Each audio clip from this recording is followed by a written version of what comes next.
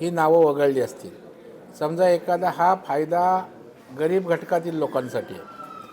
समजा त्या ठिकाणी ज्यांच्या फोर व्हीलर आहे, फ्लॅट आहे, जे आर्थिकदृष्ट्या सक्षम आहेत त्यांच्यासाठी ही योजना नाही आहे. मग इन्कम टॅक्स मोठ्या प्रमाणावर भरणारा असेल, त्याचबरोबर स्वतः जो सक्षम आर्थिकदृष्ट्या आहे, तर मला वाटतं ज्या घटकासाठी ती योजना आहे त्या घटकामध्ये येणाऱ्या लोकांव्यतिरिक्त कोण असेल तर अशा प्रकारची कारवाई झाली असेल. विजय वडेट्टीवार डबल ढोलकी सरकारने मराठा आणि ओबीसी समाजाच्या हातात घंटा दिला. त्यांच्या नगरसेवकांनी विजय वडेट्टीवारच्या हातात घंटा दिला त्याची काळजी करावी. चंद्रपुरातले स्वतःचे नगरसेवक सांभाळता येत नाहीत, त्याने दुसऱ्याच्या बाबतीत बोलण्याचा कुठला अधिकार आहे? स्वतःचे नगरसेवक सांभाळा. त्याने तुमच्या हातात घंटा दिला आणि ते पसार झालेत. ते पहिलं बघा. आपलं आवडता येत नाही आणि मोदी साहेब आणि देशावर बोलायला निघालेत.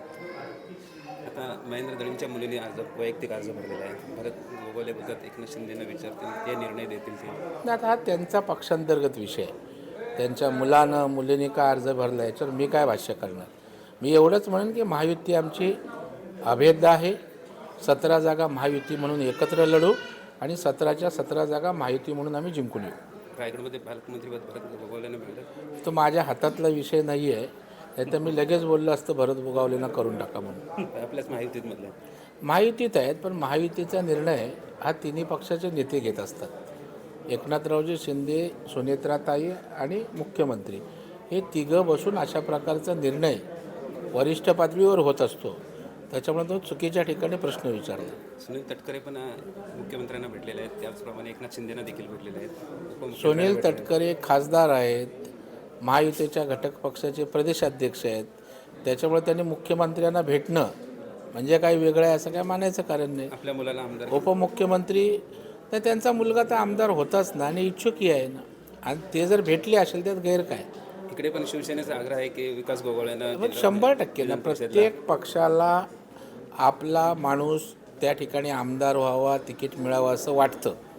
आता 3 पक्ष असल्यावर तिन्ही पक्षाच्या लोकांना वाटतं, परंतु शेवटी महायुती असल्यावर तिनापैकी एकालाच मिळणार ना. आणि ज्या एकाला मिळेल त्याचं महायुती म्हणून काम आम्ही सगळे मिळून पुढे नेऊ. सूत्रांकडून माहिती मिळाली की युतीमध्ये डील झालंय म्हणून. तर सूत्रांनाच विचारा, ते सूत्र माझ्यापर्यंत पोचली नाहीत. मग ते सूत्र कोण आहेत मला माहीत नाहीत. मग तुम्ही ती सूत्र शोधा आणि त्यांनाच विचारा. माझी सूत्र एवढीच म्हणतात की आम्ही महायुती म्हणून लढू. महायुतीमध्ये 11 भाजप, 4 शिवसेना आणि 2 राष्ट्रवादी अशी माझी सूत्र सांगतात. तर तुमची सूत्र तुम्हीच शोधा. पुण्यामध्ये विषारी दारूमुळे 22 जणांचा मृत्यू झाला. आतापर्यंत 10 जणांना अटक केलं. नाही, या संदर्भामध्ये राज्याचे मुख्यमंत्री अतिशय गंभीर आहेत. कडक सूचना दिल्या आहेत. संपूर्णपणे अशा प्रकारचे अड्डे उद्ध्वस्त करण्याच्या त्यांनी सूचना दिलेल्या आहेत. आणि मला वाटतं अशा प्रकारच्या जिथे जिथे घटना घडतील त्या ठिकाणी तर कारवाई करू, परंतु ज्या ज्या ठिकाणी लोक निदर्शनास आणतील ते अड्डे उद्ध्वस्त हे सरकार करील.